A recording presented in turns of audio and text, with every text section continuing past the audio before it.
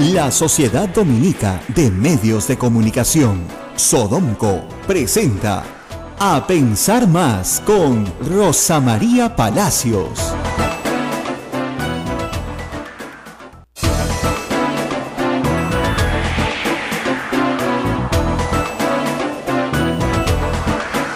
De la mañana, 2 minutos. Hola, bienvenidos. Esto es A Pensar Más con Rosa María Palacios en las emisoras de Sodomco. Rosa María. Muy buenos días, amigos. Preparando todo para ir mañana a Puerto Maldonado, desde donde será la transmisión especial de este programa, la primera transmisión descentralizada.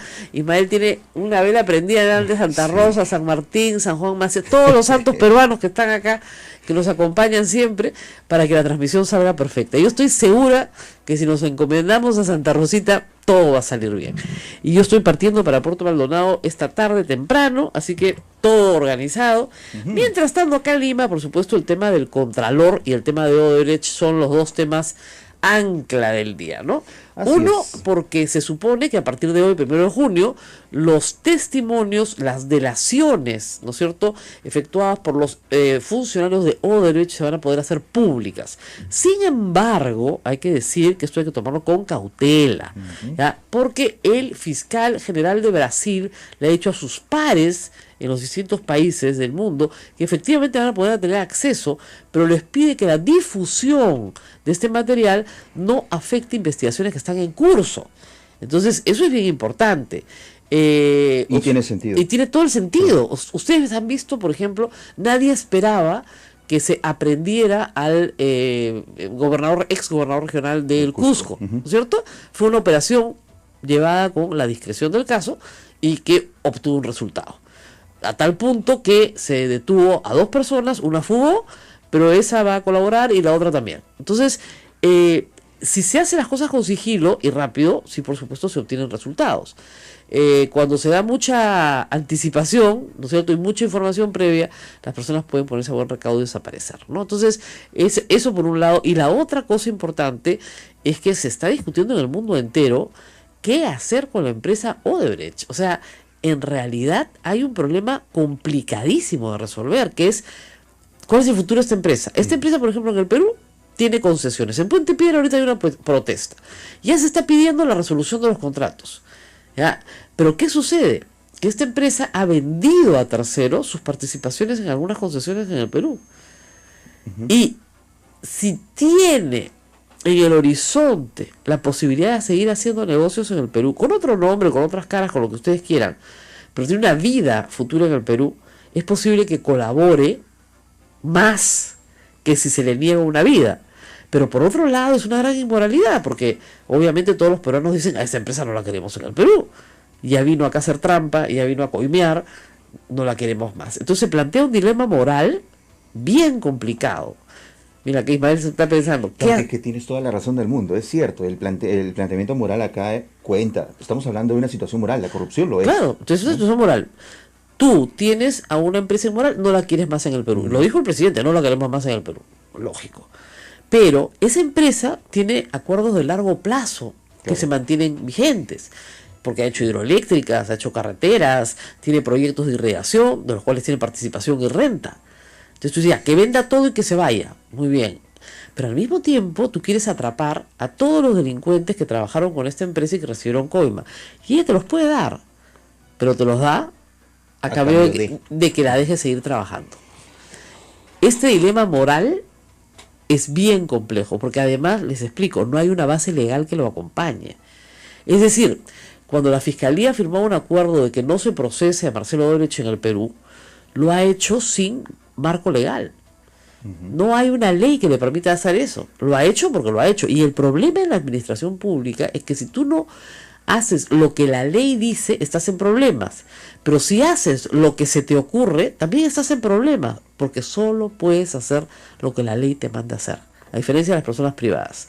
Entonces, si la ley no te da un marco legal para concederle un beneficio a un futuro procesado, estás actuando al margen de la ley. Entonces yo sí creo que es urgente que la ministra de Justicia se siente, y ya lo debe estar pensando, y piense cómo enfrentar este problema de la mejor manera posible y proponer las leyes al Congreso que tienen que aprobarse ipso facto para darle al Ministerio Público, al Poder Judicial, un marco legal acorde, ¿no es cierto?, con lo que se está haciendo en el resto de la región, para poder empatar los esfuerzos brasileños con los esfuerzos peruanos.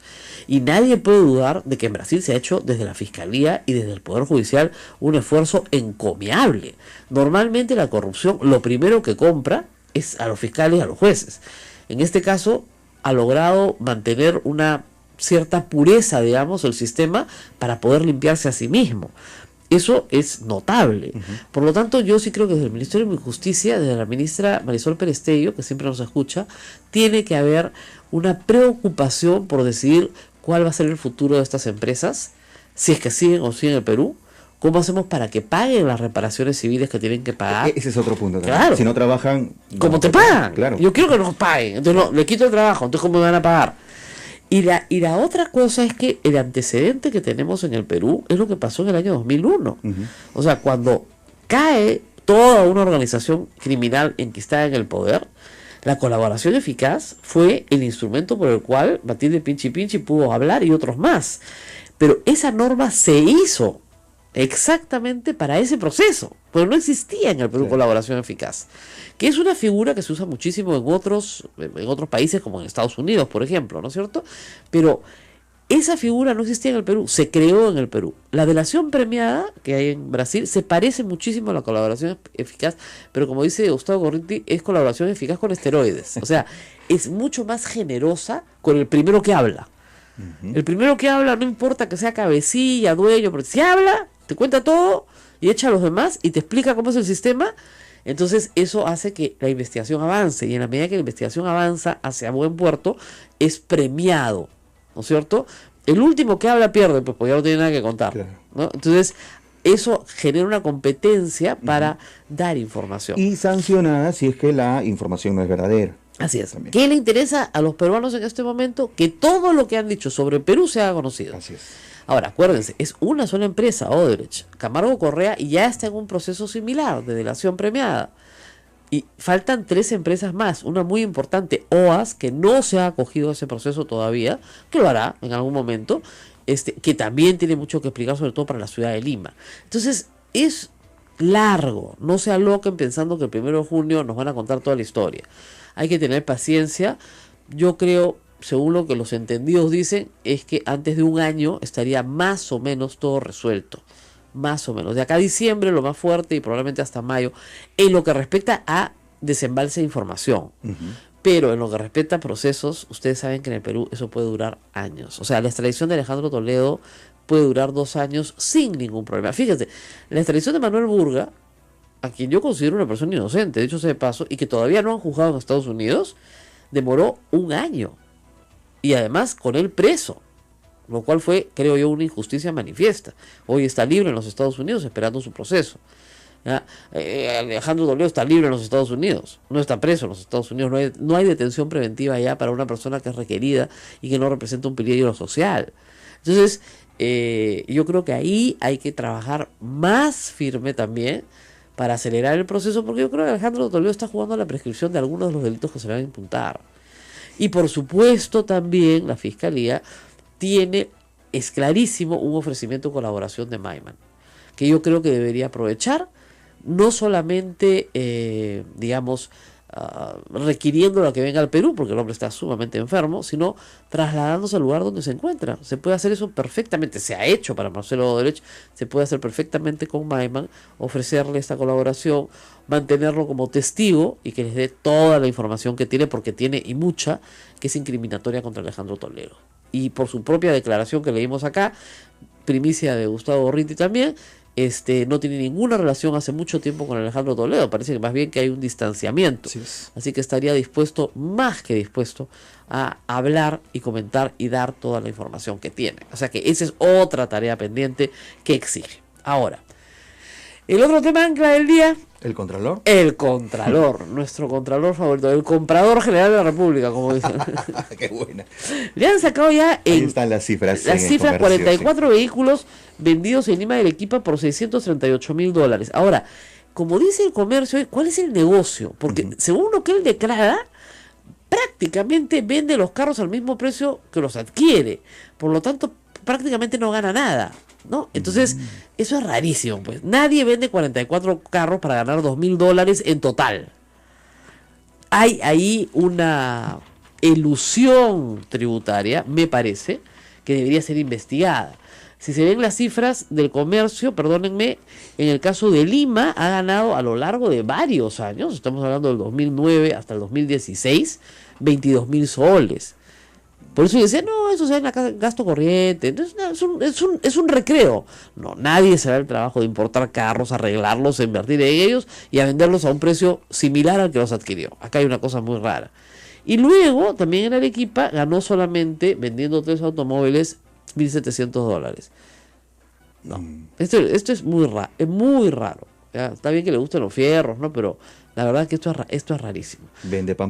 Compra pan para vender pan. Sí. Sí, es extraño. Extraño, ¿no es cierto? Pero en todo caso, vamos a estar después con Walter Albán, quien ha dicho que el Contralor tiene que renunciar o ser destituido. Ya la iniciativa del señor Velázquez Quesquén cuenta con adhesiones. Una, por supuesto, la del partido de gobierno, la bancada de PPK, y la otra de la Alianza por el Progreso. Lo que informa el comercio en primera plana, no lo tengo confirmado, no me gusta decir eso sobre otro medio, pero dice, bancada oficialista se suma a pedido para su destitución. Oficialista de PPK. Oficialista, la de PPK. Claro, sí. Es un juego de palabras también que es interesante. Sí, ahí claro, no es la mayoritaria, así disculpen. Entonces tenemos por lo menos 3 bancadas que suman aproximadamente 30 y tantos votos. Con eso no lo pueden destituir, porque además, como vimos ayer, el procedimiento es el siguiente. En el caso específico del Contralor, el Congreso lo nombra y el Congreso lo destituye. Así es. ¿Ya? Entonces, ¿quién lo nombra? La Comisión Permanente. ¿Quién lo destituye? La Comisión Permanente. La Comisión Permanente está conformada por 20 congresistas que representan proporcionalmente a sus bancadas. Por lo tanto, la mayoría absoluta la tiene Fuerza Popular. Si Fuerza Popular no lo quiere destituir, no lo destituye.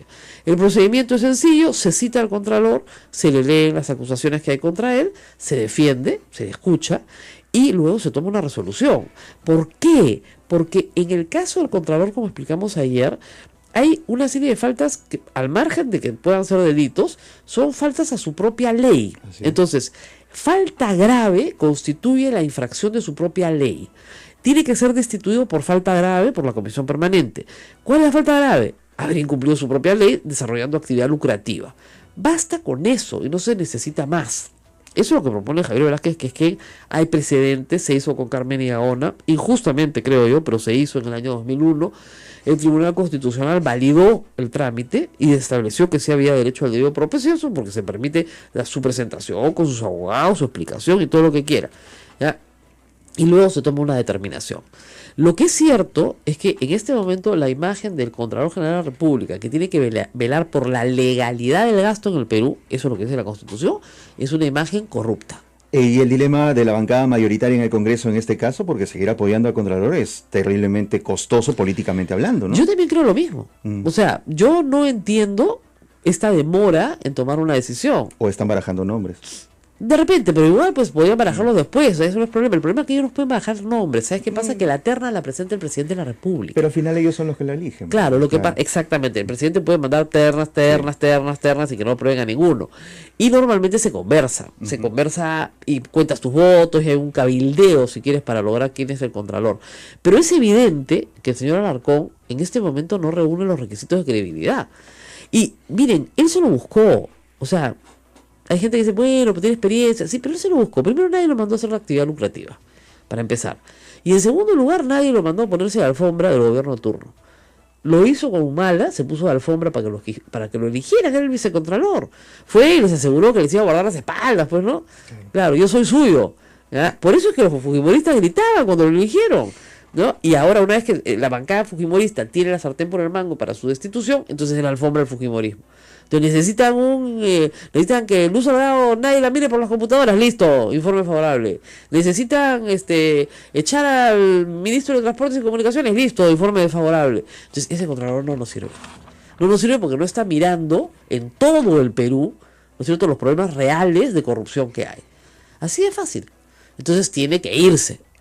como tú dices, si todos los días recordamos que tiene que irse, ¿no es cierto? Porque tiene un problema de inmoralidad. El señor no discierne el bien del mal. Sí. No discierne, no tiene discriminación moral. Le parece bien lo que ha hecho. Dice que no hay ningún problema. Normal nomás. Entonces, si no discierne el bien del mal, que es lo mínimo que le puedes pedir a una persona que tiene que controlar el gasto público y su legalidad, no puede ser contralor. ¿No es cierto? Entonces, ese es el problema. Acá también Iván Reategui me comenta por Twitter algo que quisiera comentar también. Antes de irnos a la pausa, nos vamos ahorita. En el tema del chinchero, efectivamente, los mensajes del gobierno son pésimos. Concuerdo con el oyente. Pésimos. ¿Por qué? Porque no se usan los términos adecuados. Yo sé que el señor Vizcarra es ingeniero y no es abogado, ¿no? Y cuando salió a la televisión a decir se resuelve el contrato, ¿no es cierto? Yo entendí como abogada que el gobierno unilateralmente, porque el concesionario no ha cometido infracción alguna, ¿no es cierto?, resolvía el contrato. Eso para el Estado peruano es carísimo, ¿ya? Porque hay que pagar indemnización, gastos, no se imagina lo que puede costar entre 40 millones de dólares o 120 millones de dólares. Y no se ha hecho nada, ¿ok? Entonces, como nos dijo acá Fiorella Molinelli, ¿qué funcionario público va a firmar una resolución del contrato unilateral para que cuando dentro de 4 o 5 años el CADI falle a favor del concesionario, lo juzguen a él y lo manden a la cárcel por vender patria? Claro. Nadie lo va a firmar, pues. De eso Vizcarra lo tuvo que haber explicado mejor. Lo explicó mal porque obviamente estaba ya con la tensión de la renuncia y con la idea de que iba a renunciar de todas maneras y que simplemente se iba. Lo que ha hecho el ministro Yufre es decir, miren, nosotros teníamos un plazo hasta el 1 de junio, hoy, para hacer renegociaciones que empiezan. Vamos a ampliar ese plazo. El concesionario está de acuerdo, por lo tanto, no se ha resuelto el contrato. El contrato sigue vigente, tanto el original como su adenda. Ahora, ¿qué es lo que se está buscando? Se está buscando renegociar de nuevo y obtener, ¿no es cierto?, un mejor contrato con el mismo concesionario. ¿Por qué? Porque votar al concesionario unilateralmente, reitero, le va a costar al Perú una millonada. Y ningún funcionario público va a querer ser juzgado el día que fallen a favor del concesionario, porque van a fallar a favor del concesionario porque no cometió ninguna infracción, ¿no es cierto? Porque por razones políticas se le sacó de un contrato. El Perú no resuelve contratos unilateralmente, el Estado peruano hace más de, qué sé yo, desde las expropiaciones de Velasco Alvarado, ¿ya? Entonces, es bien complicado lo que se está pidiendo. Ese contrato ya se firmó. Miren, esto es como el matrimonio indisoluble de la Santa Madre Iglesia, ¿se dan cuenta? Una vez que uno está casado por la iglesia, es para siempre. La única cosa que puedes hacer es tramitar una nulidad, pero tiene que haber un vicio. Ya, en este caso no hay ningún vicio, pues, ni ninguna infracción. ¿Qué hacemos? Entonces hay que explicar bien las cosas. Por eso este programa se llama A Pensar Más.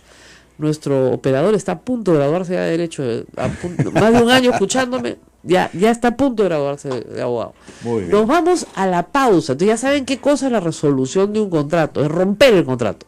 Lo rompo. Pero tiene costo, penalidades. Claro, pues, sí. Es como un divorcio. ¿Tú crees que te vas a llevar la casa? No, mamito, la casa se la queda tu mujer. Nos vamos a la pausa y regresamos. Sodomco, Sociedad Dominica de Medios de Comunicación. Esto es A Pensar Más con Rosa María Palacios. Por favor, piensen más. Esa es la idea. Bueno, vamos a pensar más con el ex defensor del pueblo y profesor de Derechos Humanos de la Universidad Católica, presidente de IDEPUC, el doctor Walter Albán, que está con nosotros en la línea telefónica. Doctor Albán, muy buenos días. Buenos días, Rosa María. Bueno, preocupados por la situación del Contralor, el señor no renuncia, no encuentra en su accionar nada inmoral, no encuentra que ha faltado a su propia ley. La bancada de gobierno y la bancada de APP más la moción del señor Velázquez Quesquén ya están pidiendo su remoción a través del procedimiento de la comisión permanente, pero la bancada de gobierno, ¿no es cierto?, que es la que corta el jamón, parece que lo está por lo menos apañando. No sé qué piensa usted de toda esta situación. Se refiere a la bancada de Fuerza Popular. Perdón, la bancada. Claro, lo que pasa es que me confundo con la señora Keiko Fujimori, porque a veces actúa como si ella fuera la presidenta. Efectivamente, la bancada de oposición mayoritaria. Sí, yo al respecto considero de que en verdad no creo que haya unanimidad para una posición de esta naturaleza, máxime cuando los cargos que se van formulando contra este señor Contralor van sumando. Ya cada vez se destapan cosas más graves, ¿no? Y creo que esto pone a prueba la fibra moral del país, es decir, ya no solo es un tema de autoridades y quienes tienen competencia para resolver en el asunto, sino también de la opinión pública, de la ciudadanía. Es un momento en el cual creo que hay enorme expectativa por ver que las cosas se hagan como corresponde, y de no ser así, habrá que hacer lo necesario para exigir que estas decisiones se tomen. Así es, pero lo que pasa es que, fíjese, se genera una enorme como frustración popular. Es decir, en el Perú la gente dice estar harta de la corrupción. El Contralor hace cosas que van contra su propia ley. Y sin embargo, se va a tolerar esto y nada va a pasar. ¿No genera eso un ambiente finalmente de repulsión hacia el poder, pues? O sea, de rechazo hacia la autoridad. Yo creo que vivimos un momento distinto en el país, Rosa María. Creo que en esta etapa lo que hay es indignación, y lo que hay es también una enorme expectativa de que esto no se produzca una vez más. Sobre todo porque hay aquí varios hechos que se han ido acumulando y que muestran cómo en el juego de poder finalmente la situación de esta persona ha sido, digamos, contradictoria para las propias fuerzas políticas, porque recordemos que cuando fue designado originalmente en junio del año pasado, ya había sido elegido un nuevo gobierno, un nuevo Congreso, y en aquel momento varias de las personas que hoy día lo están tratando de respaldar se pronunciaron más bien enfáticamente en contra. Sí. ¿No es cierto? Tenemos que preguntarnos qué ha cambiado para que ahora lo defiendan como lo están haciendo. Y eso hace todavía más, digamos, mucho más claro que no podemos confiar en una institución que está manejada por una persona sometida a estas fuerzas. Diría que al margen de las cuestiones que serán materia de investigación por el Ministerio Público, desde un punto de vista ético es insostenible la posición de esta persona al frente de la Contraloría General de la República, que sigue siendo una institución muy importante, que no puede de ninguna manera ser afectada por una situación como esta, ¿no? Así es. Ahora, si perdón, me confundo siempre, si la bancada mayoritaria fujimorista lo protege, bueno, estamos acabados, no hay nada que se pueda hacer. Yo dificulto. Recordemos que el Congreso en repetidas oportunidades ha tenido que retroceder respecto a cuestiones que parecían ya resueltas, pero eso es cuando la opinión pública presiona y exige que esto ocurra así. O sea que vamos a tener que salir a marchar a las calles. Es muy fuerte, ¿no? Claro, vamos a tener que salir a marchar a las calles nuevamente. Si es necesario, por supuesto, y creo que es una oportunidad para ir ya calentando motores por todo lo que se viene en el país respecto a todos los temas de corrupción, ¿no? Sí, es verdad. O sea, en realidad no podemos permitir que la persona que tiene que liderar justamente el control del gasto público sea una persona que infringe su propia ley y que no le pase nada. Definitivamente. Creo que por eso digo, esto nos pone a prueba. Una prueba de la fibra moral del país, y yo estoy convencido que la ciudadanía en su gran mayoría no está dispuesta a aceptar esto por más tiempo, ¿no? Eso es verdad. Yo espero que así sea. Ahora, espero que en el fujimorismo entiendan que la política también es el arte de lo posible. Y yo no creo que sea posible sostener por mucho tiempo al Contralor, sin que eso dañe la popularidad de Keiko Fujimori dramáticamente. Yo estoy convencido de eso. Tiene que haber gente que tiene un poco más de olfato político dentro de la propia Fuerza Popular para darse cuenta que defender esto es algo que tendría un altísimo costo político para ellos. Así es. Bueno, vamos a ver qué pasa en los próximos días. Gracias al doctor Walter Albán por estar con nosotros esta mañana. Ha sido Gracias, Rosa María. Muy buenos días. Breve intervención, tenemos que ir a una pausa, pero tenemos que contarles muchas cosas más. Hoy, Exitosa Diario trae en su portada Sendero se viste de naranja. Sendero se viste de naranja. Y Ismael les va a contar con detalle de qué se trata esta historia. Historia exclusiva de Juan Carlos Tafur en Así es, Exitosa. es la portada principal de la edición de hoy, 1 de junio, de Exitosa. Sendero se viste de naranja. Fujimorista Lucio Ávila recibió en el Congreso a dirigentes de docentes vinculados al MOADEF. Directivo del SUTEP dice que César Hugo Tito Rojas y Lucio Cayo Cayata, docentes puneños, son activos seguidores del brazo legal de Sendero Luminoso. Además, indica que Mary Corina Ramírez, otra asistente, está vinculada al terrorismo. Exitosa publica también la fotografía donde aparecen todos ellos. Sí, muy contentos, muy contentos recibiendo personas vinculadas al Movadef de Fujimorismo, ¿ah? Ahora, parece que ya el señor Héctor Becerril se ha pronunciado, ¿no? Y ha dicho que en realidad él rechaza esa portada. Bueno, no puede rechazar una foto, pues, si es lo que han hecho sus correligionarios, sus compañeros de bancada. Y ahora, ¿qué nos van a explicar? Estos que gritaban, sí, no el Movadef, querían crucificar al ministro Basombrío, ¿no es cierto?, por una marchita del Movadef, y estos lo reciben en el hemiciclo, contentos, les hacen reunión. A ver, ¿y ahora quién censura a esos? No hay censura, pues, para esos congresistas, no existe. Ese procedimiento no existe. O sea, es increíble, ¿no? Ver la paja en el ojo ajeno y no ver la vida en el propio, por Dios. Y eso está en la Biblia, no me lo he inventado yo. Bueno, también les voy a contar la historia de un muchacho que ayer fue absuelto, que es una historia muy bonita, pero vamos a la pausa y no se la pierdan porque regreso con más.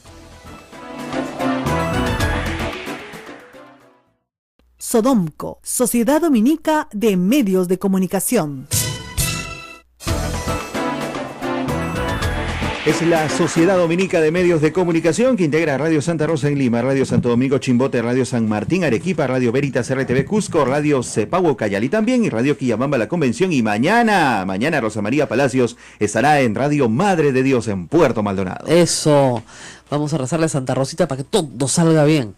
Bueno, yo les conté hace unos pocos meses de un joven detenido de 18 años, ¿ya? Ese chico estaba haciendo mototaxi, pues un chico pobre que lamentablemente había embarazado a la enamorada y tiene un hijito. Entonces tiene que chambear, como muchos jóvenes peruanos, para conseguir algo que llevar a su casa, para mantener a su hijo. Finalmente es un chico responsable. Entonces, domingo en la noche, sacó la mototaxi para ganarse unos soles y estaba haciendo las carreras, lo paran 2 sujetos y le ofrecen 10 soles. En mototaxi 10 soles pues es un carrerón, claro. Pues hiciste la noche, ¿ya? Y los llevó, y estos dos eran choros, estaban huyendo con una mochila llena de celulares. La policía los estaba siguiendo de lejos y finalmente los cierran al mototaxi, los choros huyen, tiran el botín y este chico se queda sentado en la mototaxi, obviamente él no había hecho nada malo, y se lo llevan a él como delincuente. La policía de la comisaría de Chorrillos, ese policía ya lo dieron de baja, le dijo a su madre que se iba a encargar de meterlo preso por vida. Ese policía ya había tenido problemas con este chico que, siendo menor de edad y manejando la mototaxi, había querido detenerlo. Entonces ya lo conocía, del mismo barrio. Entonces simplemente le dijeron a su madre prisión preventiva. 18 meses al Lurigancho. Un chico de 18 años. ¿Y prisión preventiva por qué? Porque peligro social. El chico no se iba a escapar, vivía con su mamá, tenía un hijo, no había huido, no había peligro de fuga, nada de lo que tiene que haber para que haya prisión preventiva. Lo que pasa es que aquí los jueces disparan las prisiones preventivas por quítame estas pajas. Entonces el chico se ha pasado 18 meses en la cárcel, cumplió su plazo. Se demoró, no saben la cantidad de días en salir, pero finalmente salió. Y ya hace mes y medio que está libre, pero con su proceso que continuaba, ayer lo absolvieron. O sea, no tenía responsabilidad de nada. De nada. Lo único que estaba esperando que la fiscal no apele, que espero que no apele, porque no tiene responsabilidad de nada, pues es un caso más simple que el demonio. ¿Cuánto le cuesta al Estado mantener en la cárcel a ese muchacho? Y 2, lo más grave, ¿quién lo reeduca ahora? A ver, metan a un chico de 18 años al Lurigancho, inocente, así, además, pavo, medio sonzón, ¿no es cierto? ¿Y qué resultado tiene 18 meses después? Ese es el problema gravísimo que tiene la justicia adolescente en el Perú, la justicia penal. Muy complicada la justicia para adolescentes. O sea, esto es gravísimo. Obviamente este chico no ha podido estudiar y va a tener dificultades para estudiar. va a tener dificultades para reintegrarse socialmente, porque una cosa es estar metido entre una cárcel y otra cosa es estar en la calle. Es terrible, o sea, es terrible lo que le ha sucedido. Y gracias a Dios yo fui informada muy tarde, cuando ya estaba el proceso en marcha, y pude solicitar la generosísima ayuda, y lo quiero decir en público, del doctor César Azabachi y de su estudio de abogados, y la doctora y los doctores que ayudaron a este muchacho. Me dijeron que no era un caso complicado, pero lo hicieron gratis. Ayudaron a una mamá soltera que sacaba adelante a su hijo y lo hicieron gratis. Les quiero agradecer públicamente a toda la asociación Pro Bono, porque no solamente es ese estudio, es un grupo de estudios de abogados de Lima que reciben casos y los atienden en casos manifiestos pues de inocencia gratuitamente. Si no hubiera tenido esta defensa adecuada, además, probablemente no hubiera culminado el caso. La madre gastó un montón de plata en un abogado que lo abandonó. Le dijo, ¿sabes qué, señora? Ya no voy a dar su caso.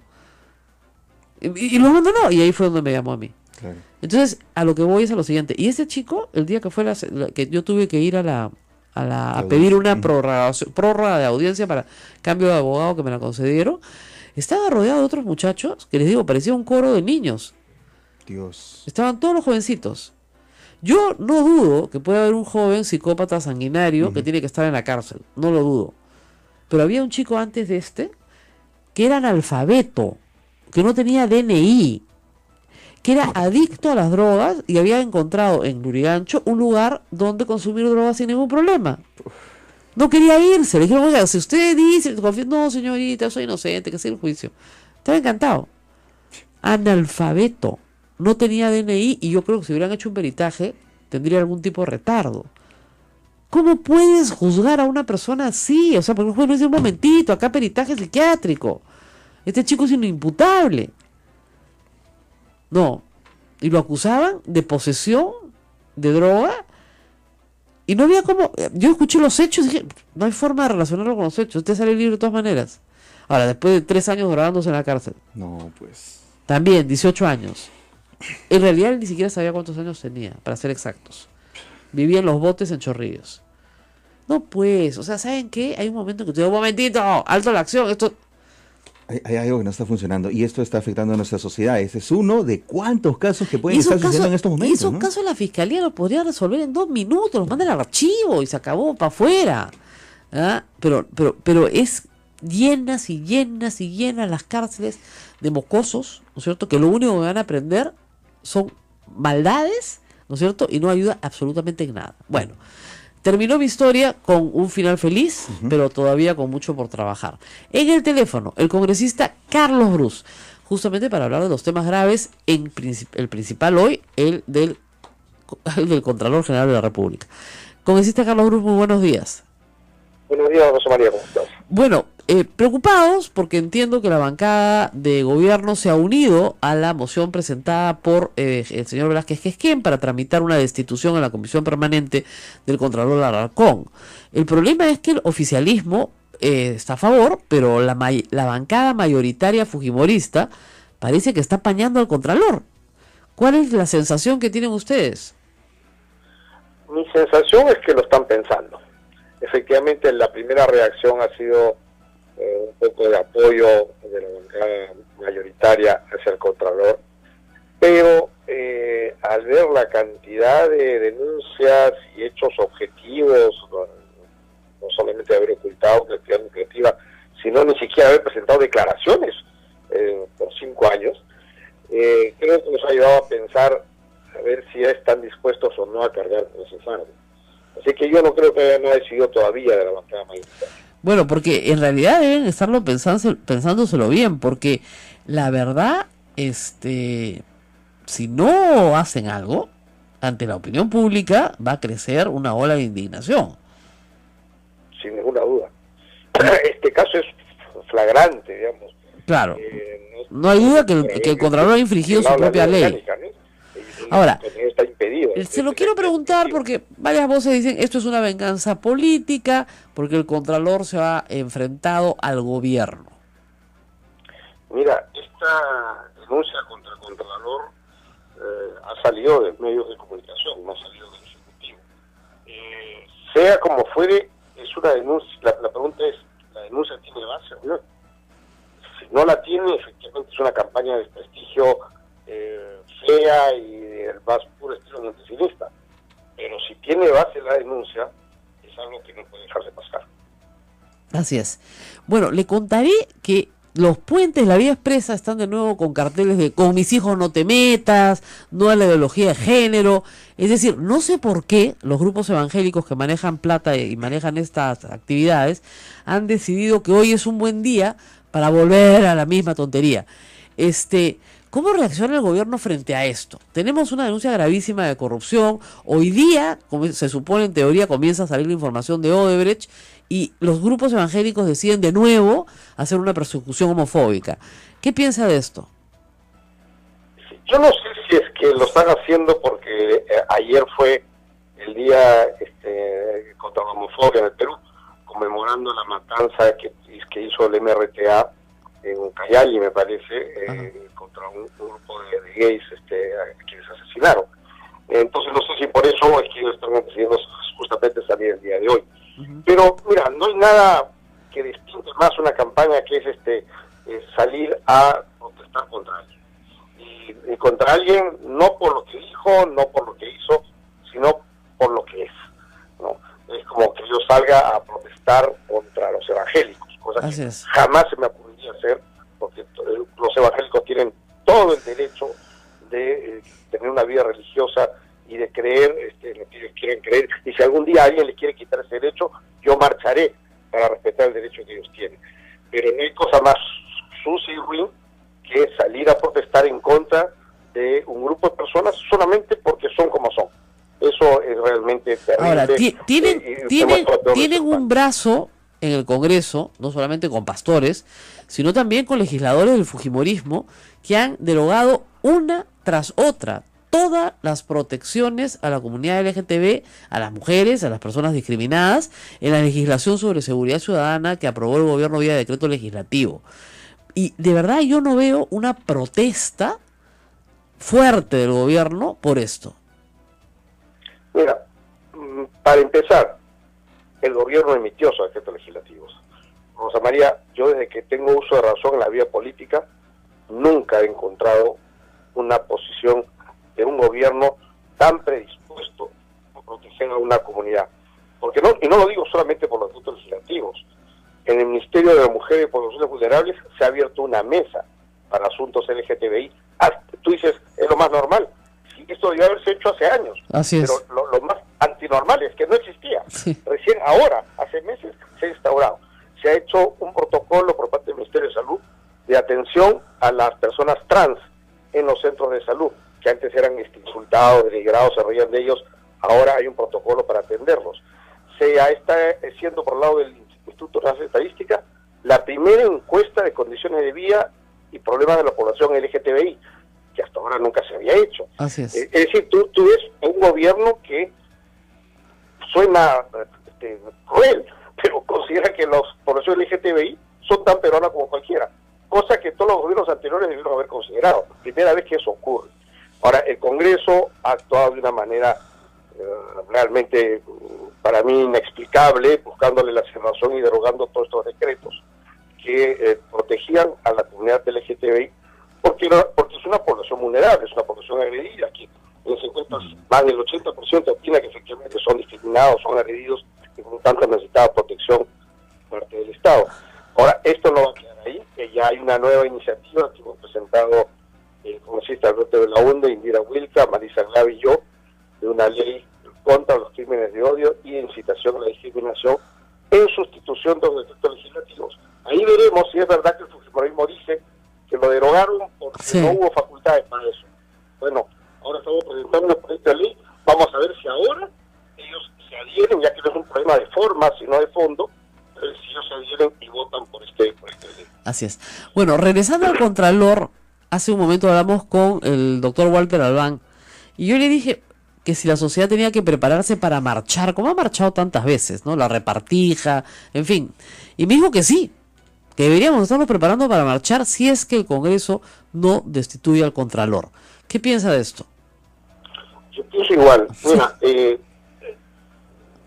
estoy yo entre las personas que realmente me ha afectado mucho todas estas denuncias de corrupción y todo este destape de corrupción que ha habido, que involucra a expresidentes, ministros, para mí me ha tenido un impacto igual al que tuvo los videos de Montesinos.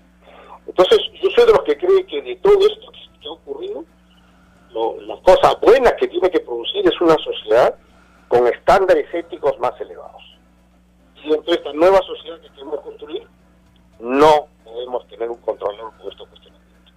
Si el señor Alarcón quiere dedicarse a los carros, quiere hacer un negocio de carros, no quiere presentar declaraciones como funcionario público, me parece muy bien, está en su derecho, pero entonces que se aleje del cargo de contralor.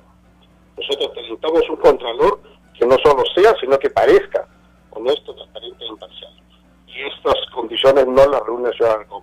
Creo que funcionarios como el señor Alarcón no deben tener lugar en esta nueva sociedad con estándares éticos más elevados para que no nos vuelva a pasar lo que nos ha pasado. Bueno, esperemos que no tengamos que salir a marchar a las calles y que este asunto se resuelva en una semana o menos. Yo advierto simplemente que este domingo va a haber mucho más sobre el Contralor. O sea, lo que se ha descubierto es, digamos, la punta de una serie de acusaciones que van a continuar y que tienen además connotaciones penales. Pero el Congreso tiene el poder de destituirlo por falta grave sin que medie proceso penal. Entonces, ojalá que se unan más firmas a esa moción y que se consigan los votos suficientes para hacerlo de una vez, antes de que el próximo domingo vuelvan ustedes a tener que ver lo que vimos el domingo pasado en televisión. Esperemos, ¿no? Yo estoy seguro que algo de eso va a ocurrir, porque se ve cuáles son los estándares éticos con los que funciona el Contralor. Creo que lo hubiera sido muy exitoso empresario de compra y venta de autos, pero nunca debió meterse con Contralor. Así es. Parece que no era muy exitoso, según el comercio, porque vendía los carros al mismo precio que los compraba, lo cual es bastante extraño y indica, creo yo, una investigación más profunda de la SUNAT, porque no creo que se dé el trabajo, ¿no es cierto?, de hacer una importación, preparar los carros de lujo, venderlos, para no ganar casi nada, ¿no? Parece que tenía un buen asesor tributario. Eso es lo que estoy pensando yo también, ¿no es cierto? Declaraban un precio y le daban otro, porque no hay otra explicación. Pero en fin, o sea, no podemos tener un contralor del que se sospecha, pues, de que vende carros con plata negra, pues, evadiendo impuestos, pues, ¿no? O sea, es una cosa que tú dices, no puede ser. Ya, bueno, eso es lo que nos toca. No. Muy bien, gracias, congresista Bruce, mucha suerte. Sé que en estos días también tiene usted que enfrentar un proceso en la Comisión de Ética ya en el Pleno. Esperemos que salga todo bien, que la sanción sea leve. Sí, hay que afrontar las cosas cuando uno comete un error que yo he reconocido, tiene que afrontar las consecuencias, y eso es lo que estoy haciendo. Bueno, muy bien, muchas gracias por estar con nosotros esta mañana y vamos a hacer una pausa. ¿Nos toca pausa? No, sí nos toca pausa. Y cuando regrese les voy a contar algo que no ha salido en ningún periódico ni ningún medio de televisión, en la radio, nadie lo tiene. ¿Qué cosa? Me han pasado la resolución de fiscalía que archiva el proceso por usurpación de funciones contra Nadine Heredia. Yo la tengo, es de 20 y tanto de mayo. Ahorita se la leo. O sea, de verdad, no entiendo por qué nadie la tiene. ¿Y por qué es importante? Porque cuando la fiscalía te archiva un proceso, no se llama cosa juzgada, pero se llama cosa decidida. Entonces la fiscalía no puede volver de nuevo sobre los mismos hechos que ya decidió. Claro. Y la resolución es larguísima e incluye las mismas imputaciones hechas a Nadine Heredia por el congresista Becerril y su comisión de fiscalización. Entonces, todo lo que ha hecho Becerril se acaba de archivar. Regreso y les leo unos pedacitos, volvemos. Esto es A Pensar Más con Rosa María Palacios.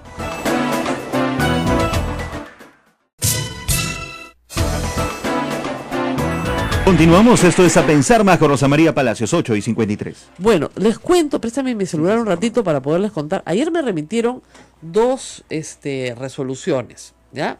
Bien interesantes. De la primera, de la 29 Fiscalía Provincial Penal, emitida en enero de este año, que simplemente archivaba el caso de usurpación de funciones. En enero, ¿no es cierto? Y la segunda, ya en apelación, de la octava Fiscalía Superior Penal, ya, en la cual se ratifica en todos sus extremos el archivo. Esta segunda resolución es del 20 y tantos de mayo, de hace pocos días. Nadie la ha sacado. ni Rosanita Cueva, ni Perú 21, como decimos acá, ni los hinchas de Humala, ¿no? Nadie la ha sacado. La solución existe. Yo la tengo ahorita en mi celular. A los interesados se las mando. O sea, el Poder Judicial, no el Poder Judicial, la Fiscalía ya archivó, porque en realidad les juro que es una estupidez lo de la usurpación de funciones, porque es un tipo penal que implica, por ejemplo, tendría que haber la señora Nadine Heredia haber firmado una resolución, ¿no?, suprema, por ejemplo, indultando a alguien. Ya, eso es usurpación de funciones, pero nunca ha ejercido la función. Puede haber sido una metete, pero ser metete no es usurpación de funciones. Puede que al señor Becerril le caiga mal, o a usted que me escucha le parezca chinche, sea antipática, mentirosa, todo eso puede ser cierto, pero la usurpación de funciones es un tipo penal que implica que se cumplan ciertas condiciones, y la señora no ha ejercido por sí misma la función de presidente de la República. Entonces no puedes condenarla por eso, y eso dijo ya la Fiscalía en enero, cuando la Comisión de Fiscalización seguía investigando la misma tontería. En apelación, la Fiscalía Superior Penal, la octava, ha dicho exactamente lo mismo. No hay lugar a acción penal. No hay lugar a acción penal. Entonces sale Becerril con este escándalo esta semana, a sabiendas perfectamente que esto es cosa decidida en la Fiscalía. Por lo tanto, no va a haber ningún proceso por esta materia. ¿Se dan cuenta? Entonces, ¿qué nos dan de comer? Nos dan de comer mentiras. Eso es lo que me friega. O sea, no que el día de mañana le encuentren al señor Humala delito y lo procesen y finalmente termine preso si es que es lo que le corresponde. Lo que no puede ser es que nos mientan. E igual pasa en el caso de Madre Mía, ya se lo hemos explicado hace poco. Miren, pueden haber 55 testimonios. El problema es que no hay cadáveres y no hay deudos. Entonces, para establecer que has matado a alguien, ese alguien tiene que haber existido. Tiene que tener un nombre, tiene que tener una ubicación, tiene que ser alguien. Ellos mataron a un montón de gente. Perfecto, ¿cómo se llaman? No sé. ¿De dónde eran? No sé. ¿Quiénes eran sus parientes? No sé. Que había una situación de guerra interna en el Guayaga en el año 92, nadie lo niega. Y que los militares disparaban a matar porque los terroristas disparaban a matar también. Eso está en la Comisión de la Verdad. Así es, ellos disparaban a matar, nosotros también disparábamos a matar, ellos se llevaban sus muertos, nosotros los nuestros. Esa es la declaración de Ollantumala. Entonces, después de ser presidente, un año después, ahora es un asesino masivo, salvaje, psicópata. Ok, si eso es verdad, porque los testimonios son muy interesantes, yo aprecio mucho el trabajo que ha hecho Anushka Buenaluque, esos testimonios tienen que estar, ¿no es cierto?, amarrados para que haya proceso penal a unos muertos. Todos los procesos que se han llevado contra militares tienen unos muertos identificados y unos cadáveres encontrados. El caso de la Cantuta no se hubiera podido hacer si es que no encontraron los cadáveres. Es más, durante 1 o 2 años no había caso porque no habían cadáveres. El éxito del caso ante la Corte Interamericana es que se encontraron los cuerpos, aún no de todos, pero de casi todos. Barrios Altos fue una matanza donde ahí estaban los muertos, los deudos, los vecinos, etcétera. Entonces, la única forma de amarrar un caso de graves violaciones por derechos humanos es que existan los muertos y existan los testimonios de los sobrevivientes o de personas que vieron, porque siempre hay, ¿no es cierto?, qué fue lo que pasó. Eso en el caso de Ollantumala no existe. Entonces es una investigación absolutamente incompleta, direccionada, creo yo, por personas interesadas en que se repite y se repite y se repita. Y no se nos informe, por ejemplo, que la Fiscalía ha archivado el caso de usurpación de funciones en doble instancia. En doble instancia. O sea, ya no hay nada que hacer. Y regresan al mismo tema. Entonces, yo reitero, si quieren meter preso a Humala, trabajen más, busquemos todos, los periodistas, los políticos, en fin, pero sin esa continuidad, digamos, sin ese nexo causal entre el asesinato, ¿no es cierto?, y la muerte de la persona identificada plenamente, ¿no es cierto?, con una identidad anterior, no se puede. El señor mataba, ¿a quién? No sé. ¿Dónde están los cuerpos? No sé. Bueno, no hay delito, pues. No hay crimen. Y de nuevo volvemos al mismo problema. Las acusaciones que se hacen contra los Humala normalmente no son de carácter criminal. Puede ser inmoral recibir plata de campaña. Absolutamente inmoral. Y no declararla, inmoral. Pero lamentablemente en el Perú no es delito. Ni para Alan García, ni para Keiko Fujimori, a la cual también la están revisando por lavado de activos, pero por otras razones, porque están tratando de sustentar de qué vive, que es una pregunta razonable. ¿Ya? Y por ejemplo, el proceso de lavado de activos, la señora no se presenta a declarar y sale, ¿no?, una cosita chiquita en la esquina, ¿no? Sí, una línea. Keiko Fujimori no se presentó para declarar por segunda vez en su proceso de lavado de activos. O pidió postergación. Claro, bueno, tiene todo su derecho además. Pero en realidad a lo que voy es que el tratamiento de la fiscalía es diferenciado y el tratamiento de los medios de comunicación es diferenciado. Y no debería ser así. O sea, si acá decimos que Toledo tiene que ser extraditado y venir a pagar por la plata que se cobró de Odebrecht, ¿no es cierto? Y lo decimos con absoluta claridad, también decimos que el caso de Alan García merece una investigación que no ha sido concluida, que ni siquiera ha sido empezada. AG, Olmos, 1 millón, ¿qué cosa es? La foto de ayer, donde al día siguiente se le da un privilegio a Odebrecht después de esa comida. O sea, hay material suficiente para iniciar una investigación. Y además, lo más importante, el nivel de vida de Alan García, los signos exteriores de riqueza. O sea, el señor Alan García no trabaja y vive en España. Y vive en un bonito barrio, ¿eh? Y tiene un piso para él y su familia. ¿Quién paga todo eso? Yo no creo que su amigo Chan, por más sabático que sea su año, ¿no es cierto? Entonces, ¿por qué vive en España? Porque está aterrado, pues también igual que Alejandro Toledo. Ese es el mismo tema. Y nadie investiga nada ahí donde hay que investigar. Hay un tratamiento absolutamente diferenciado para Alan García, para Luis Castañeda Locio y para Keiko Fujimori. Diferenciado el tratamiento Toledo, tratamiento Humala. O sea, los cadáveres políticos les tiran más cadáveres encima. A estos que podrían tener potencial, no los tocan. Y lo mismo hace Odebrecht, por favor. Barata maneja la información porque cree que con ellos va a poder hacer negocios en el futuro, porque como dijimos al principio del programa, la sobrevivencia de la empresa es uno de los temas centrales, ¿no es cierto?, de discusión que plantea un dilema ético al país muy complejo y yo que espero que se resuelva y que se discuta. Mañana, ¿qué ha pasado? ¿Qué ha pasado? ¿Quién ha dicho eso? Miren, el señor Castañeda ya ha declarado, el mundo habla, el mundo tiembla. Dice, Sedapal es culpable de las grietas. No te pases, pues, alcalde. ¿Qué? ¿Nunca coordinaron la construcción con Sedapal? Es nuevo, el bypass lo acaban de hacer y tiene hueco. Vino con Yaya y costó un cerro de plata. Un cerro de plata. De verdad, un hueco de plata. No saben lo que es. ¿Ya? Es increíble. Además, ni siquiera ha entregado la obra arriba. Es un incompetente, de verdad. O sea, a Susana Villarán la acusaban de incompetente. Este es peor. O sea, quiere hacer obras emblemáticas, es un desastre. Sedapal. Bueno, me voy a Madre de Dios, a Puerto Maldonado, y les contaré una cosa muy anecdótica y muy graciosa que me ha hecho reír mucho.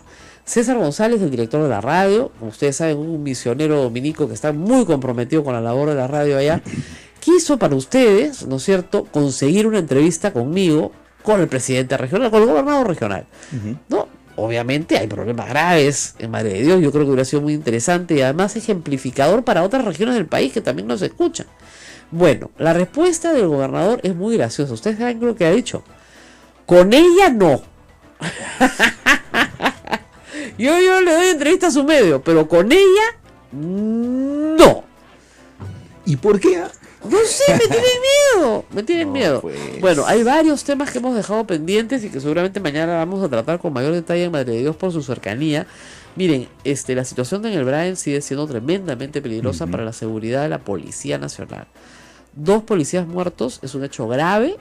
El presidente ha asegurado que sus muertes no van a quedar impunes y nosotros también esperamos que se haga justicia, se capture a las personas que han realizado este acto malévolo, porque estamos hablando de fuerzas que lo único que están haciendo es defender el Estado de Derecho y la democracia. Mañana en Madre de Dios seguramente vamos a hablar más de este tema, porque también hay problemas ahí de violencia que tienen que ser, pues, por supuesto, tratados y enfrentados. Muy bien, Rosa María.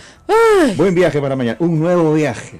Yo no quería irme sin ti, pues. El problema es que a la próxima, si nos sale bien, nos vamos al Coricancha. Genial. Pero ahí nos vamos todos, ¿ah? Acá cerramos el kiosco. Hasta Eduardo se va con nosotros. Claro, como somos poquitos, ¿no es cierto, Eduardo? Nos vamos todos, Abel, Ismael y yo, porque acá no hay más gente, ¿ah? Si tocan el timbre hay que salir corriendo a abrir. Sí. ¿Ya? Entonces, ayer un muchacho muy lindo del Bausati Mesa me vino a entrevistar y me dijo, ¿con cuánta gente trabaja todas sus redes sociales? Y me reí, ¿no? Mire, oiga, yo no, todo sola. Lo de la radio lo hace Ismael, ¿eh? Eso sí. No. Lo de la Lo radio hace la radio, lo hace Abel. De hecho, Abel, Ismael. Y Radio Santa Rosa. Ya, Radio Santa Rosa meten ahí todo lo de la radio, por supuesto, los podcasts, todo esto se hace acá. Sí. Pero, ¿quién le maneja el Twitter? Ja. Miren, yo soy como Trump, ¿ya? Yo solita escribo barbaridades. Igualito que Trump, igualito. Y y el Facebook lo manejo yo, y mi website con todos sus errores lo manejo yo. O sea, no hay nadie. Aquí yo no tengo asistente, nadie me corrige los exámenes, sola, yo misma soy. Así que en este oficio del periodismo, pues a veces hay que hacer 1000 oficios y hay que aprender a hacer de todo. Así es, definitivamente, a ser versátiles en la labor. Y Hay que gracias agradecer, sí, a los que nos escriben por Facebook Live de Radio Santa Rosa. Entra muchísima gente al Facebook Live de Radio Santa Rosa. Tenemos en miles de personas, se moriría RPP si se entera, la cantidad de gente que nos ve y que nos escribe durante el programa. Pero yo sentada acá me es muy difícil seguirlos, entonces yo voy siguiéndolos por el Twitter y Abel va siguiéndolos por el Facebook Live, y es el que me trae ideas de todo lo que ustedes dicen. Muy bien. Hasta mañana. Hasta mañana en Puerto Maldonado y el lunes en Lima nuevamente. Cuídense mucho. Hasta mañana.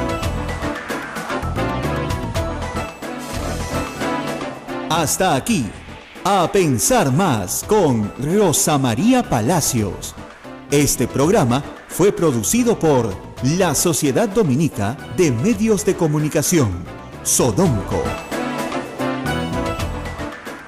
Creo que hay enorme expectativa por ver que las cosas se hagan como corresponde, y de no ser así, habrá que hacer lo necesario para exigir que estas decisiones se tomen. Así es, pero lo que pasa es que, fíjese, se genera una enorme como frustración popular. Es decir, en el Perú la gente dice estar harta de la corrupción. El Contralor hace cosas que van contra su propia ley. Y sin embargo, se va a tolerar esto y nada va a pasar. ¿No genera eso un ambiente finalmente de repulsión hacia el poder, pues? O sea, de rechazo hacia la autoridad. Yo creo que vivimos un momento distinto en el país, Rosa María. Creo que en esta etapa lo que hay es indignación, y lo que hay es también una enorme expectativa de que esto no se produzca una vez más. Sobre todo porque hay aquí varios hechos que se han ido acumulando y que muestran cómo en el juego de poder finalmente la situación de esta persona ha sido, digamos, contradictoria para las propias fuerzas políticas, porque recordemos que cuando fue designado originalmente en junio del año pasado, ya había sido elegido un nuevo gobierno, un nuevo Congreso, y en aquel momento varias de las personas que hoy día lo están tratando de respaldar se pronunciaron más bien enfáticamente en contra. Sí. ¿No es cierto? Tenemos que preguntarnos qué ha cambiado para que ahora lo defiendan como lo están haciendo. Así y eso hace todavía más, digamos, mucho más claro que no podemos confiar en una institución que está manejada por una persona sometida a estas fuerzas. Diría que al margen de las cuestiones que serán materia de investigación por el Ministerio Público, desde un punto de vista ético es insostenible la posición de esta persona al frente de la Contraloría General de la República, que sigue siendo una institución muy importante, que no puede de ninguna manera ser afectada por una situación como esta, ¿no? Así es. Ahora, si perdón, me confundo siempre, si la bancada mayoritaria fujimorista lo protege, bueno, estamos acabados, no hay nada que se pueda hacer. Yo dificulto. Recordemos que el Congreso en repetidas oportunidades ha tenido que retroceder respecto a cuestiones que parecían ya resueltas, pero eso es cuando la opinión pública presiona y exige que esto ocurra así. O sea que vamos a tener que salir a marchar a las calles. Es muy fuerte, ¿no? Claro, vamos a tener que salir a marchar a las calles nuevamente. Si es necesario, por supuesto, y creo que es una oportunidad para ir ya calentando motores por todo lo que se viene en el país respecto a todos los temas de corrupción, ¿no? Sí, es verdad. O sea, en realidad no podemos permitir que la persona que tiene que liderar justamente el control del gasto público sea una persona que infringe su propia ley y que no le pase nada. Definitivamente. Creo que por eso digo, esto nos pone a prueba. Una prueba a la fibra moral del país, y yo estoy convencido que la ciudadanía en su gran mayoría no está dispuesta a aceptar esto por más tiempo, ¿no?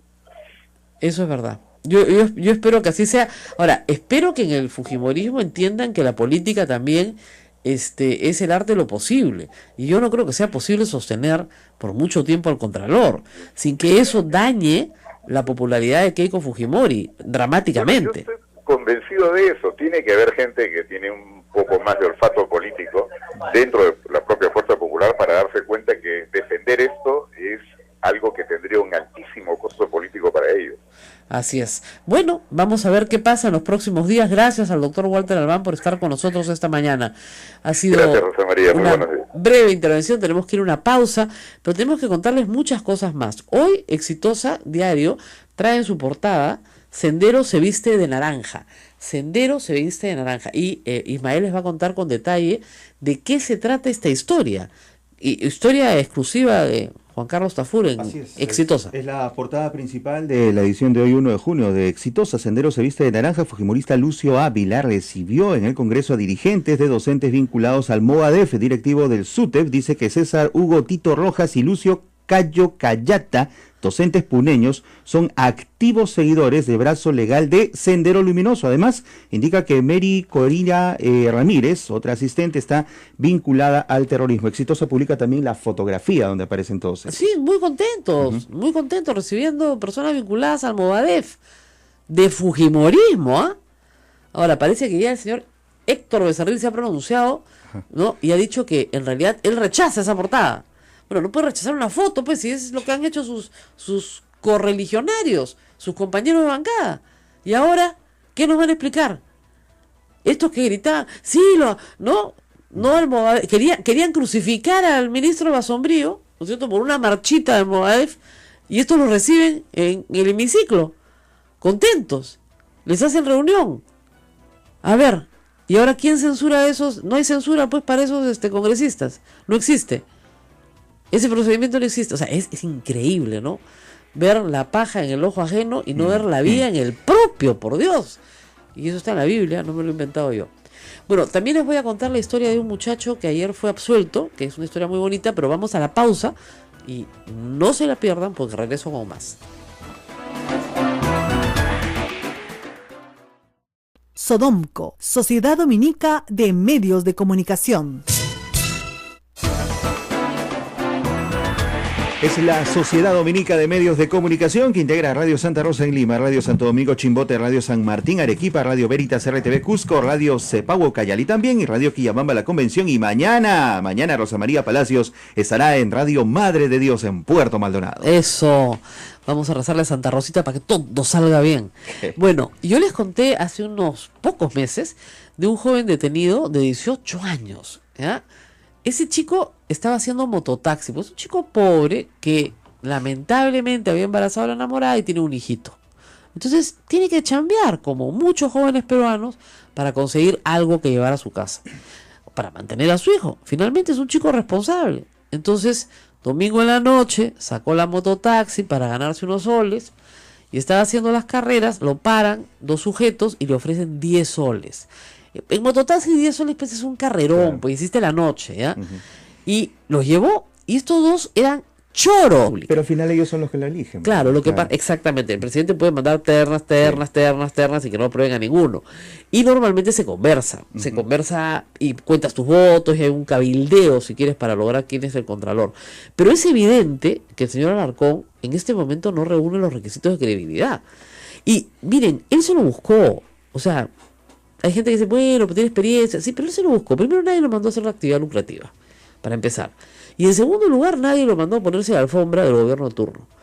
Lo hizo con Humala, se puso de alfombra para que lo eligieran, era el vicecontralor. Fue y les aseguró que les iba a guardar las espaldas, pues, ¿no? Claro, yo soy suyo, ¿ya? Por eso es que los fujimoristas gritaban cuando lo eligieron, ¿no? Y ahora, una vez que la bancada fujimorista tiene la sartén por el mango para su destitución, entonces es la alfombra del fujimorismo. Entonces necesitan que Luz Salgado nadie la mire por las computadoras, listo, informe favorable. Necesitan echar al ministro de Transportes y Comunicaciones, listo, informe desfavorable. Entonces ese contralor no nos sirve. No nos sirve porque no está mirando en todo el Perú, ¿no es cierto?, los problemas reales de corrupción que hay. Así de fácil. Entonces tiene que irse. Como tú dices, si todos los días recordamos que tiene que irse, ¿no es cierto?, porque tiene un problema de inmoralidad. El señor no discierne el bien del mal. Sí. No discierne, no tiene discriminación moral. Le parece bien lo que ha hecho. Dice que no hay ningún problema. Normal nomás. Entonces, si no discierne el bien del mal, que es lo mínimo que le puedes pedir a una persona que tiene que controlar el gasto público y su legalidad, no puede ser contralor, ¿no es cierto? Entonces, ese es el problema. Acá también Iván Reategui me comenta por Twitter algo que quisiera comentar también. Antes de irnos a la pausa, nos vamos ahorita. En el tema del chinchero, efectivamente, los mensajes del gobierno son pésimos. Concuerdo con el oyente. Pésimos.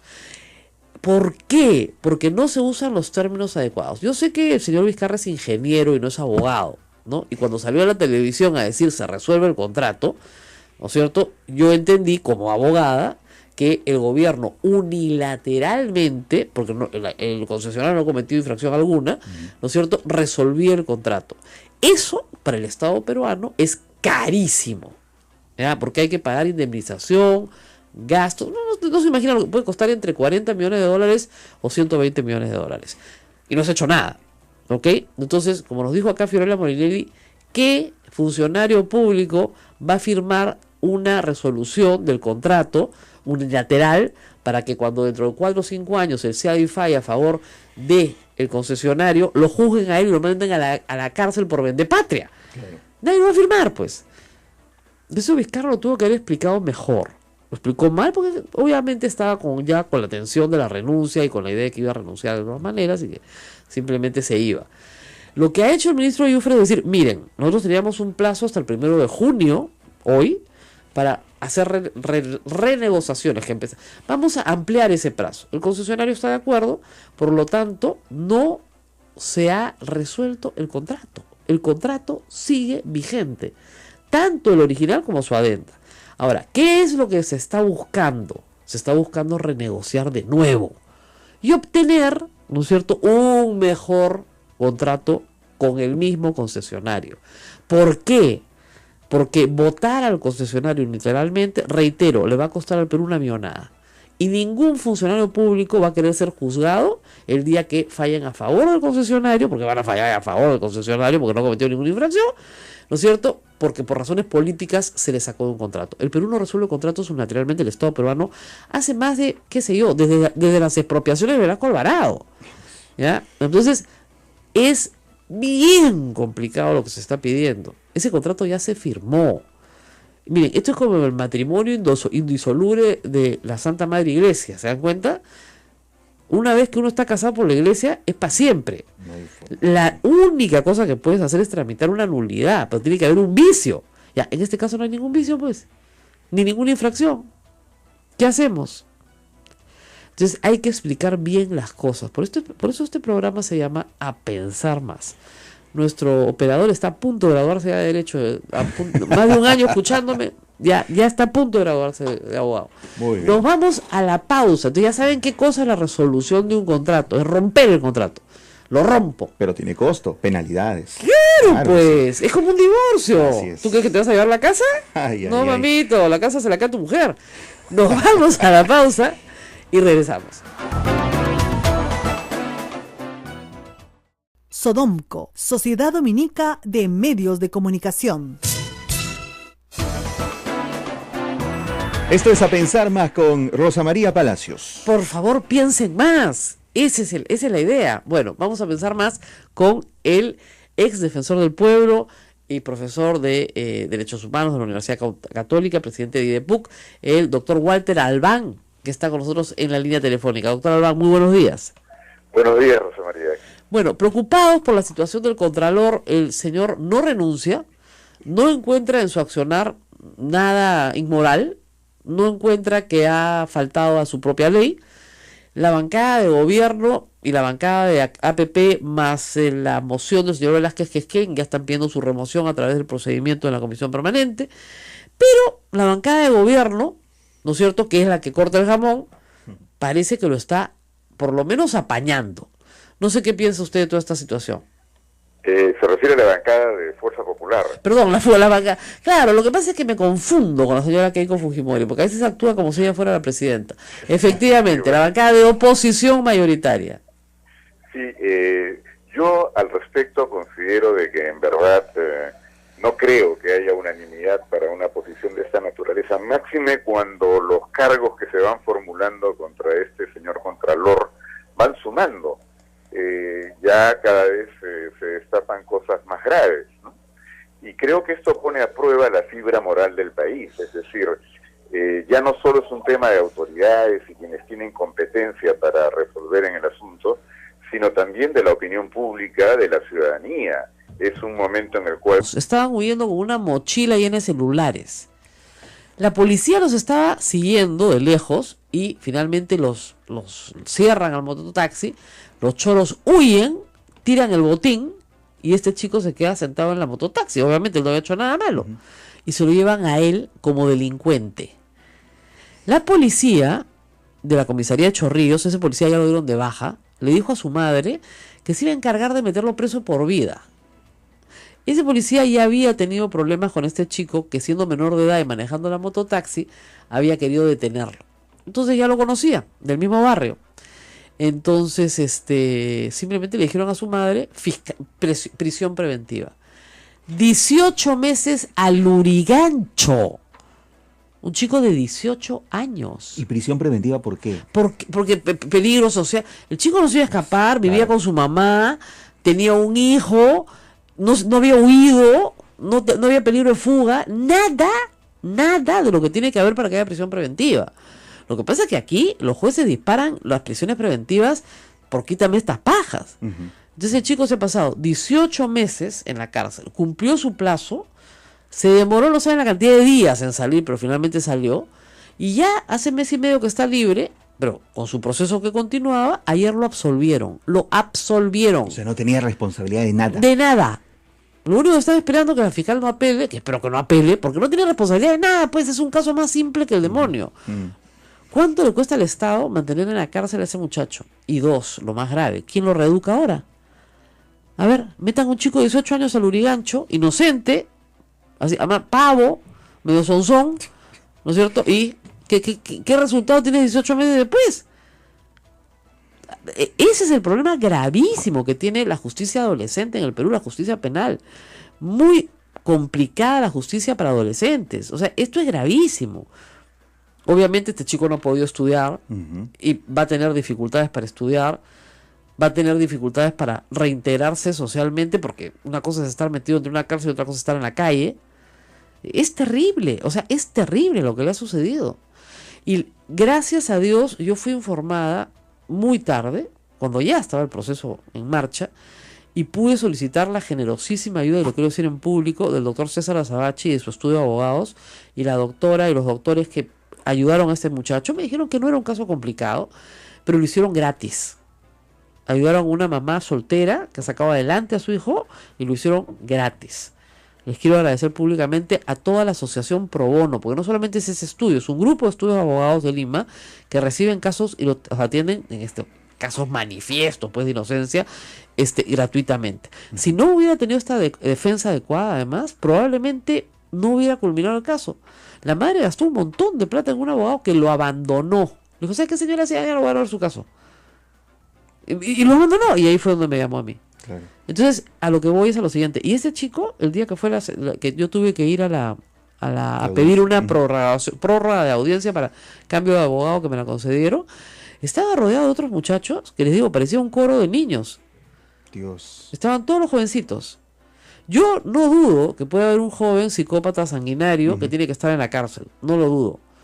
Pero había un chico antes de que era analfabeto, que no tenía DNI, que era adicto a las drogas y había encontrado en Lurigancho un lugar donde consumir drogas sin ningún problema.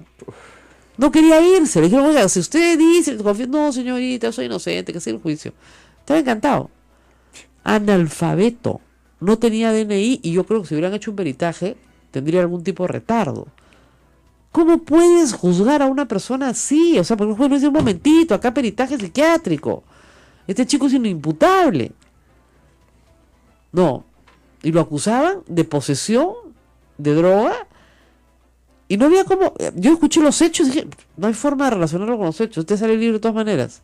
Ahora, después de 3 años grabándose en la cárcel. No, pues... También, 18 años. En realidad él ni siquiera sabía cuántos años tenía, para ser exactos. Vivía en los botes en Chorrillos. No, pues, o sea, ¿saben qué? Hay un momento que te digo, un momentito, alto la acción, esto... Hay algo que no está funcionando y esto está afectando a nuestra sociedad. Ese es uno de cuántos casos que pueden estar sucediendo en estos momentos. Y esos casos la fiscalía los podría resolver en 2 minutos, los mandan al archivo y se acabó para afuera. ¿Ah? Pero es llenas y llenas y llenas las cárceles de mocosos, ¿no es cierto? Que lo único que van a aprender son maldades, ¿no es cierto? Y no ayuda absolutamente en nada. Bueno, terminó mi historia con un final feliz, pero todavía con mucho por trabajar. En el teléfono, el congresista Carlos Brus, justamente para hablar de los temas graves, el principal hoy, el del Contralor General de la República. Congresista Carlos Brus, muy buenos días. Buenos días, Rosa María, ¿cómo estás? Bueno, preocupados porque entiendo que la bancada de gobierno se ha unido a la moción presentada por el señor Velázquez Quezquén para tramitar una destitución en la Comisión Permanente del Contralor Alarcón. El problema es que el oficialismo está a favor, pero la bancada mayoritaria fujimorista parece que está apañando al Contralor. ¿Cuál es la sensación que tienen ustedes? Mi sensación es que lo están pensando. Efectivamente, la primera reacción ha sido un poco de apoyo de la bancada mayoritaria hacia el Contralor, pero al ver la cantidad de denuncias y hechos objetivos, no solamente haber ocultado actividad lucrativa, sino ni siquiera haber presentado declaraciones por 5 años, creo que nos ha ayudado a pensar a ver si están dispuestos o no a cargar con ese fardo. Así que yo no creo que no haya decidido todavía de la bancada mayoritaria. Bueno, porque en realidad deben estarlo pensándoselo bien, porque la verdad, si no hacen algo, ante la opinión pública va a crecer una ola de indignación. Sin ninguna duda. Este caso es flagrante, digamos. Claro. No hay duda que el Contralor ha infringido su propia ley. Orgánica, ¿no? Ahora, está impedido. se lo quiero preguntar porque varias voces dicen esto es una venganza política, porque el Contralor y te explica cómo es el sistema, entonces eso hace que la investigación avance, y en la medida que la investigación avanza hacia buen puerto, es premiado, ¿no es cierto? El último que habla pierde, pues porque ya no tiene nada que contar, Claro. ¿no? Entonces, eso genera una competencia para dar información. Y sancionada si es que la información no es verdadera. Así es. También. ¿Qué le interesa a los peruanos en este momento? Que todo lo que han dicho sobre Perú se haga conocido. Así es. Ahora, acuérdense, es una sola empresa, Odebrecht. Camargo Correa ya está en un proceso similar de delación premiada. Y faltan 3 empresas más. Una muy importante, OAS, que no se ha acogido a ese proceso todavía, que lo hará en algún momento, que también tiene mucho que explicar, sobre todo para la ciudad de Lima. Entonces, es largo. No se aloquen pensando que el 1 de junio nos van a contar toda la historia. Hay que tener paciencia. Yo creo, según lo que los entendidos dicen, es que antes de un año estaría más o menos todo resuelto. Más o menos. De acá a diciembre lo más fuerte y probablemente hasta mayo, en lo que respecta a desembalse de información. Pero en lo que respecta a procesos, ustedes saben que en el Perú eso puede durar años. O sea, la extradición de Alejandro Toledo puede durar 2 años sin ningún problema. Fíjense, la extradición de Manuel Burga, a quien yo considero una persona inocente, de hecho sea de paso, y que todavía no han juzgado en Estados Unidos, demoró 1 año. Y además con él preso, lo cual fue, creo yo, una injusticia manifiesta. Hoy está libre en los Estados Unidos esperando su proceso. Alejandro Toledo está libre en los Estados Unidos, no está preso en los Estados Unidos, no hay detención preventiva ya para una persona que es requerida y que no representa un peligro social. Entonces, yo creo que ahí hay que trabajar más firme también para acelerar el proceso, porque yo creo que Alejandro Toledo está jugando a la prescripción de algunos de los delitos que se le van a imputar. Y por supuesto también la Fiscalía es clarísimo un ofrecimiento de colaboración de Maiman, que yo creo que debería aprovechar, no solamente, requiriendo a que venga al Perú, porque el hombre está sumamente enfermo, sino trasladándose al lugar donde se encuentra. Se puede hacer eso perfectamente, se ha hecho para Marcelo Odebrecht, se puede hacer perfectamente con Maiman, ofrecerle esta colaboración, mantenerlo como testigo y que les dé toda la información que tiene, porque tiene y mucha, que es incriminatoria contra Alejandro Toledo. Y por su propia declaración que leímos acá, primicia de Gustavo Gorriti también, no tiene ninguna relación hace mucho tiempo con Alejandro Toledo, parece que más bien que hay un distanciamiento, así que estaría dispuesto, más que dispuesto, a hablar y comentar y dar toda la información que tiene. O sea que esa es otra tarea pendiente que exige. Ahora, El otro tema ancla del día. ¿El Contralor? El Contralor, nuestro Contralor favorito, el Comprador General de la República, como dicen. Qué buena. Le han sacado ya Ahí están las cifras. las cifras, 44 vehículos vendidos en Lima de Arequipa por $638.000. Ahora, como dice el comercio, ¿cuál es el negocio? Porque según lo que él declara, prácticamente vende los carros al mismo precio que los adquiere. Por lo tanto, prácticamente no gana nada, ¿no? Entonces, eso es rarísimo, pues. Nadie vende 44 carros para ganar $2.000 en total. Hay ahí una elusión tributaria, me parece, que debería ser investigada. Si se ven las cifras del comercio, perdónenme, en el caso de Lima ha ganado a lo largo de varios años, estamos hablando del 2009 hasta el 2016, 22.000 soles. Por eso yo decía, no, eso se da en gasto corriente. Entonces, no, es un recreo. No, nadie se da el trabajo de importar carros, arreglarlos, invertir en ellos y a venderlos a un precio similar al que los adquirió. Acá hay una cosa muy rara. Y luego, también en Arequipa, ganó solamente, vendiendo 3 automóviles, $1.700. No, esto es muy raro. ¿Ya? Está bien que le gusten los fierros, ¿no? Pero la verdad es que esto es rarísimo. Compra pan para vender pan. Sí. Sí, es extraño. Extraño, ¿no es cierto? Pero en todo caso, vamos a estar después con Walter Albán, quien ha dicho que el Contralor tiene que renunciar o ser destituido. Ya la iniciativa del señor Velázquez Quesquén cuenta con adhesiones. Una, por supuesto, la del partido de gobierno, la bancada de PPK, y la otra de la Alianza por el Progreso. Lo que informa el comercio en primera plana, no lo tengo confirmado, no me gusta decir eso sobre otro medio, pero dice, bancada oficialista se suma a pedido para su destitución. Oficialista, de PPK. Oficialista, la de PPK. Claro, sí. Es un juego de palabras también que es interesante. Sí, ahí claro, no es la mayoritaria, así disculpen. Entonces tenemos por lo menos 3 bancadas que suman aproximadamente 30 y tantos votos. Con eso no lo pueden destituir, porque además, como vimos ayer, el procedimiento es el siguiente. En el caso específico del Contralor, el Congreso lo nombra y el Congreso lo destituye. Así es. ¿Ya?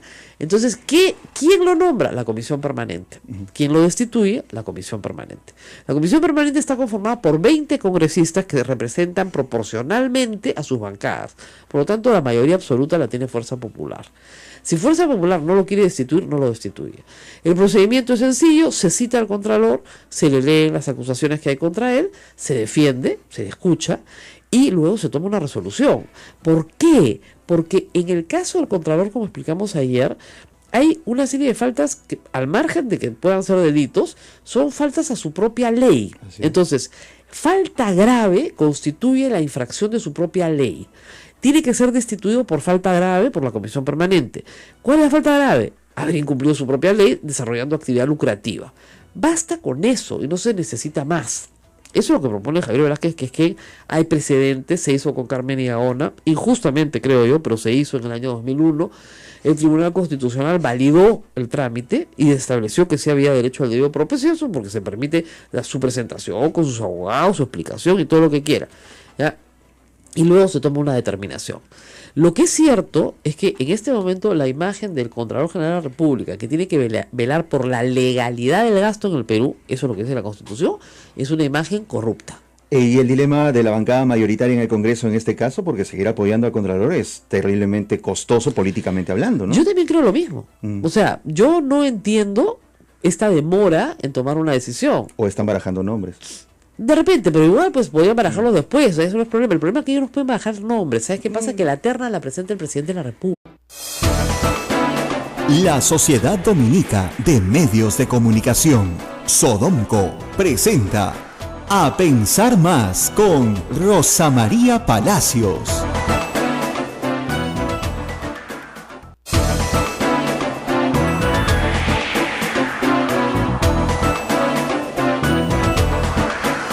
De la mañana, 2 minutos. Hola, bienvenidos. Esto es A Pensar Más con Rosa María Palacios en las emisoras de Sodonco. Rosa María. Muy buenos días, amigos. Preparando todo para ir mañana a Puerto Maldonado, desde donde será la transmisión especial de este programa, la primera transmisión descentralizada. Ismael tiene una vela prendida de Santa Rosa, San Martín, San Juan Macías, todos los santos peruanos que están acá, que nos acompañan siempre, para que la transmisión salga perfecta. Yo estoy segura que si nos encomendamos a Santa Rosita, todo va a salir bien. Y yo estoy partiendo para Puerto Maldonado esta tarde temprano, así que todo organizado. Mientras tanto, acá en Lima, por supuesto, el tema del Contralor y el tema de Odebrecht son los dos temas ancla del día, ¿no? Así Uno, es. porque se supone que a partir de hoy, 1 de junio, los testimonios, las delaciones, ¿no es cierto?, efectuadas por los funcionarios de Odebrecht se van a poder hacer públicas. Sin embargo, hay que decir que esto hay que tomarlo con cautela, ¿ya? Porque el fiscal general de Brasil le ha dicho a sus pares en los distintos países del mundo que efectivamente van a poder tener acceso, pero les pide que la difusión de este material no afecte investigaciones que están en curso. Entonces, eso es bien importante. Y tiene sentido. Y tiene todo el sentido. Ustedes han visto, por ejemplo, nadie esperaba que se aprendiera al ex gobernador regional del Cusco, ¿no es cierto? Fue una operación llevada con la discreción del caso y que obtuvo un resultado. A tal punto que se detuvo a 2 personas, una fugó, pero esa va a colaborar y la otra también. Entonces, si se hacen las cosas con sigilo y rápido, sí, por supuesto, se obtienen resultados. Cuando se da mucha anticipación, ¿no es cierto?, y mucha información previa, las personas pueden ponerse a buen recaudo y desaparecer, ¿no? Entonces, eso por un lado. Y la otra cosa importante es que se está discutiendo en el mundo entero qué hacer con la empresa Odebrecht. O sea, en realidad hay un problema complicadísimo de resolver, que es, ¿cuál es el futuro de esta empresa? Esta empresa, por ejemplo, en el Perú, tiene concesiones. En Puente Piedra ahorita hay una protesta. Ya se está pidiendo la resolución de los contratos, ¿ya? Pero ¿qué sucede? Que esta empresa ha vendido a terceros sus participaciones en algunas concesiones en el Perú. Y si tiene en el horizonte la posibilidad de seguir haciendo negocios en el Perú, con otro nombre, con otras caras, con lo que ustedes quieran, pero tiene una vida futura en el Perú, es posible que colabore más que si se le niega una vida. Pero por otro lado es una gran inmoralidad, porque obviamente todos los peruanos dicen, a esa empresa no la queremos en el Perú, ya vino acá a hacer trampa, ya vino a coimear, no la queremos más. Entonces se plantea un dilema moral bien complicado. Mira, que Ismael se está pensando. Es que tienes toda la razón del mundo, es cierto, el planteamiento moral acá cuenta. Estamos hablando de una situación moral, la corrupción lo es. Claro, entonces es una situación moral. Tú tienes a una empresa inmoral, no la quieres más en el Perú. Lo dijo el presidente, no la queremos más en el Perú. Lógico. Pero esa empresa tiene acuerdos de largo plazo que se mantienen vigentes. Porque ha hecho hidroeléctricas, ha hecho carreteras, tiene proyectos de irrigación, de los cuales tiene participación y renta. Entonces tú decías, que venda todo y que se vaya. Muy bien. Pero al mismo tiempo tú quieres atrapar a todos los delincuentes que trabajaron con esta empresa y que recibieron coima. Y ella te los puede dar, pero te los da a cambio de que la deje seguir trabajando. Este dilema moral es bien complejo, porque además, les explico, no hay una base legal que lo acompañe.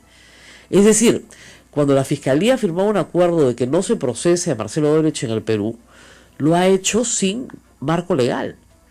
No hay una ley que le permita hacer eso. Lo ha hecho porque lo ha hecho. Y el problema en la administración pública es que si tú no haces lo que la ley dice, estás en problemas. Pero si haces lo que se te ocurre, también estás en problemas, porque solo puedes hacer lo que la ley te manda hacer, a diferencia de las personas privadas. Entonces, si la ley no te da un marco legal para concederle un beneficio a un futuro procesado, estás actuando al margen de la ley. Entonces yo sí creo que es urgente que la ministra de Justicia se siente, y ya lo debe estar pensando, y piense cómo enfrentar este problema de la mejor manera posible y proponer las leyes al Congreso que tienen que aprobarse ipso facto para darle al Ministerio Público, al Poder Judicial, un marco legal acorde, ¿no es cierto?, con lo que se está haciendo en el resto de la región, para poder empatar los esfuerzos brasileños con los esfuerzos peruanos. Y nadie puede dudar de que en Brasil se ha hecho desde la Fiscalía y desde el Poder Judicial un esfuerzo encomiable. Normalmente la corrupción lo primero que compra es a los fiscales y a los jueces. En este caso ha logrado mantener una cierta pureza, digamos, el sistema para poder limpiarse a sí mismo. Eso es notable. Por lo tanto, yo sí creo que desde el Ministerio de Justicia, desde la ministra Marisol Perestello, que siempre nos escucha, tiene que haber una preocupación por decidir cuál va a ser el futuro de estas empresas, si es que siguen o siguen en el Perú. ¿Cómo hacemos para que paguen las reparaciones civiles que tienen que pagar? Ese es otro punto también. Claro. Si no trabajan... ¿Cómo no, te pagan? Claro. Yo quiero que nos paguen. Entonces no, le quito el trabajo. Entonces, ¿cómo me van a pagar? Y la otra cosa es que el antecedente que tenemos en el Perú es lo que pasó en el año 2001. O sea, cuando cae toda una organización criminal enquistada en el poder, la colaboración eficaz fue el instrumento por el cual Matilde Pinchi Pinchi pudo hablar y otros más. Pero esa norma se hizo exactamente para ese proceso, pero no existía en el Perú colaboración eficaz, que es una figura que se usa muchísimo en otros países como en Estados Unidos, por ejemplo, ¿no es cierto?